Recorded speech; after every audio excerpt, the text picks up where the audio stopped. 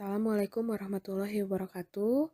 Selamat pagi anak-anak kelas 10 MIPA. Bertemu lagi di pelajaran biologi. Hari ini kita masuk ke bab baru yaitu keanekaragaman hayati. Yuk kita mulai. Ya, hal pertama yang harus kamu ketahui adalah pengertian dari keanekaragaman hayati. Apa itu keanekaragaman hayati? Keanekaragaman, aneka ragam, berarti artinya bermacam-macam ya. Keanekaragaman hayati biasa disebut juga biodiversitas. Biodiversitas itu berasal dari kata bahasa Inggris, yaitu biodiversity, singkatan dari biological diversity. Artinya, keanekaragaman hayati merupakan ungkapan, pernyataan tentang terdapatnya berbagai macam variasi atau perbedaan sifat atau ciri di antara makhluk hidup yang ada di suatu tempat. Jadi, yang dimaksud dengan keanekaragaman hayati adalah keanekaragaman semua spesies, tumbuhan, hewan, mikroorganisme, serta proses-proses ekosistem dan ekologis yang ada di suatu tempat. Contohnya di rumah kita ya. Di rumah itu misalnya ada tumbuhan pepaya, kemudian ada hewan kucing, ada serangga, ada kita sebagai manusia yang tinggal dalam suatu tempat berdampingan, itu masuk ke dalam keanekaragaman hayati. Sampai sini paham ya? Selanjutnya, keanekaragaman hayati itu dibedakan menjadi 3 tingkatan. Yang pertama ada keanekaragaman hayati tingkat gen, yang kedua keanekaragaman hayati tingkat spesies, dan yang ketiga keanekaragaman hayati tingkat ekosistem. Apa sih yang dimaksud dengan keanekaragaman tersebut? Yuk kita bahas satu persatu. Yang pertama ada keanekaragaman hayati tingkat gen. Kita harus tahu dulu gen itu apa. Gen itu merupakan faktor pembawa dan pengendali sifat-sifat makhluk hidup yang terdapat di dalam kromosom. Pada dasarnya, gen yang dimiliki oleh setiap makhluk hidup itu mengandung perangkat yang sama, tetapi berbeda susunannya. Karena susunan yang berbeda itulah setiap makhluk hidup memiliki sifat, fisiologi, anatomi, dan morfologi yang berbeda. Nah, untuk tingkat gen, mereka itu memiliki ciri bentuk tubuh yang mirip, masih satu spesies yang sama, tapi memiliki satu sifat yang berbeda. Contohnya pada gambar itu kamu bisa lihat ada berbagai macam jeruk ya, berbagai macam jenis jeruk. Di sini jeruknya, pohonnya pasti sama bentuknya, dari bentuk daun, bentuk batang, mirip, tetapi memiliki perbedaan pada warna dan rasa. Pada buah lain, misalnya pada pohon pisang juga, pohon pisang itu bentuknya sama, daunnya sama, batangnya sama, buahnya hampir sama ya, hanya berbeda ukuran, kemudian berbeda rasa. Nah, itu adalah keanekaragaman dari tingkat gen. Kucing juga ada kucing Persia, Anggora. Nah, itu keanekaragaman hayati tingkat gen juga. Mereka mirip, tetapi memiliki sifat yang berbeda. Nah, yang kedua, tingkat spesies. Spesies itu jenis ya. Keanekaragaman ini dia sudah berbeda jenis, sudah berbeda spesies. Si tingkat spesies atau jenis ini dia memiliki ciri dan sifat yang berbeda, tapi masih memiliki famili yang sama. Jadi ciri dan sifatnya sudah berbeda, tetapi dia masih satu anggota keluarga. Contohnya adalah pada gambar ya, ada harimau, ada macan, dan ada kucing. Mereka sama-sama memiliki kumis berkaki 4, termasuk mamalia, tetapi dari sifatnya sudah berbeda dan ciri-cirinya juga sudah berbeda. Yang ketiga adalah tingkat ekosistem. Nah, keanekaragaman hayati tingkat ekosistem itu artinya keanekaragaman yang terdiri dari banyak komponen biotik dan abiotik. Sudah belajar di SMP ya. Komponen biotik artinya yang hidup ya. dan abiotik itu yang tidak hidup dalam suatu ekosistem. Pada gambar di situ berbagai macam ekosistem, ada padang pasir, ada danau, ada hutan, ada laut. Itu di dalamnya pasti berbeda-beda ya. Kalau di hutan misalnya ada lumut, ada tumbuhan paku, hewannya ada ular, ada badak. Nah, kalau di laut berbeda lagi. Nah, berbagai macam biotik dan abiotik dalam suatu ekosistem itu disebut keanekaragaman hayati tingkat ekosistem. Kita masuk ke persebaran hewan di dunia atau biogeografi. Ini adalah perpaduan biologi dengan geografi ya. Biogeografi itu artinya pemetaan flora dan fauna. Nah, persebaran hewan di dunia itu dibagi menjadi 6. Yang pertama adalah Paleartik. Di peta yang berwarna hijau ya, itu daerah Asia Utara dan Eropa. Nah, hewan yang khas dari daerah Paleartik adalah beruang Eropa, bison, dan rusa kutub. Kemudian yang kedua ada Ethiopian yang di tengah ya. Ini meliputi daerah Afrika, Arab, dan Madagaskar. Hewan yang khas dari daerah Ethiopia adalah zebra, jerapah, gajah, gorila, dan burung. Yang paling khas mencolok adalah burung unta.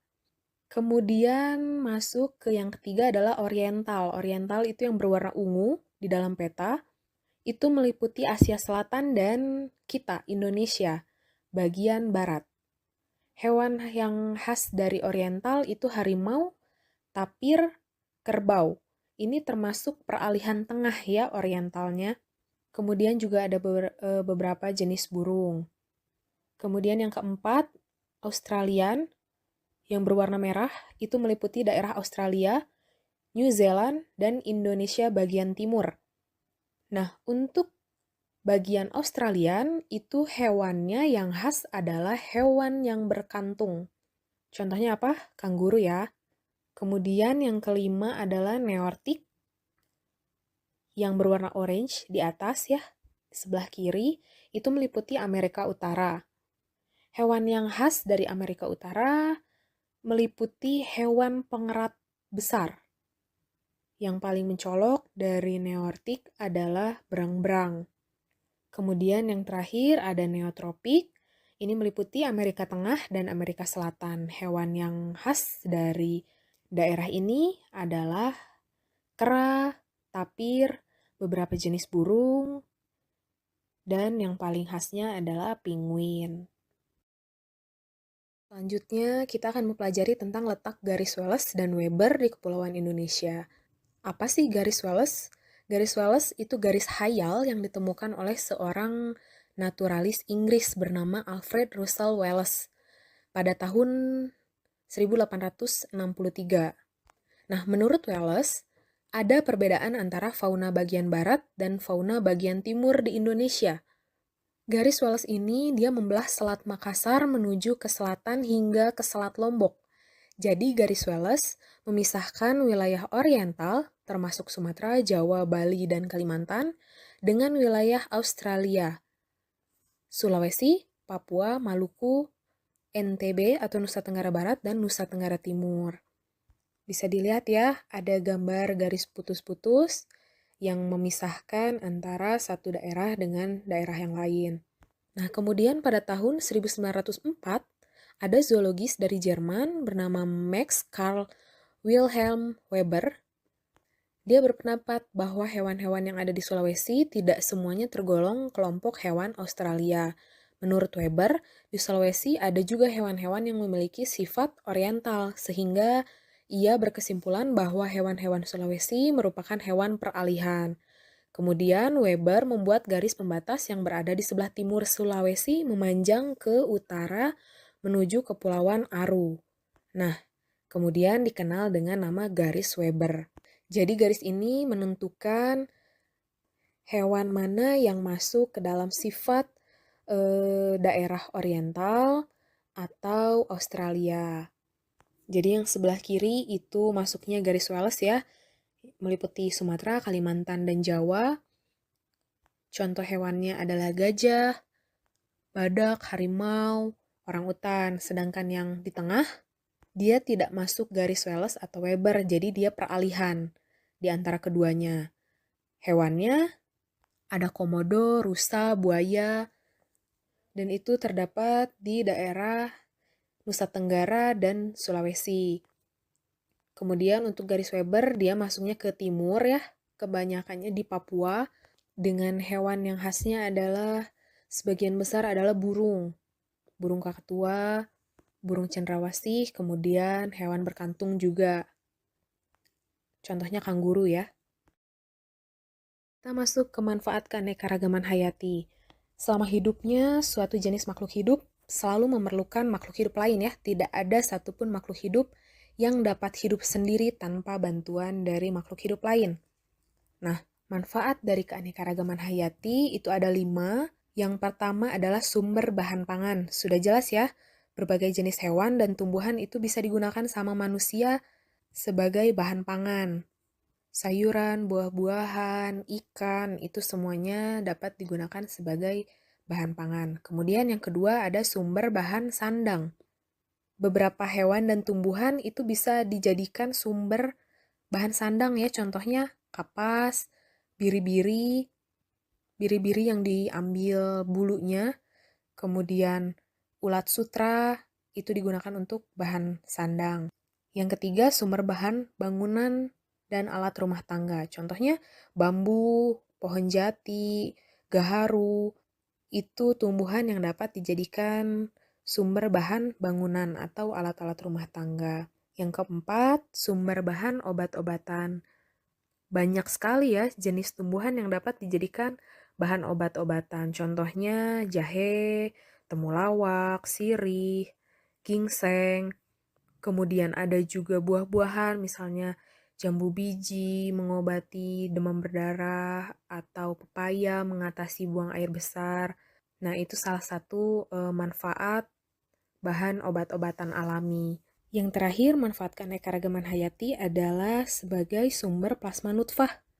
Plasma nutfah itu artinya kekayaan alam yang sangat berharga bagi kemajuan ilmu pengetahuan dan teknologi untuk mendukung pembangunan nasional. Yang terakhir, kita akan membahas tentang pelestarian flora dan fauna. Ada 2 cara pelestarian, yaitu ex situ dan in situ.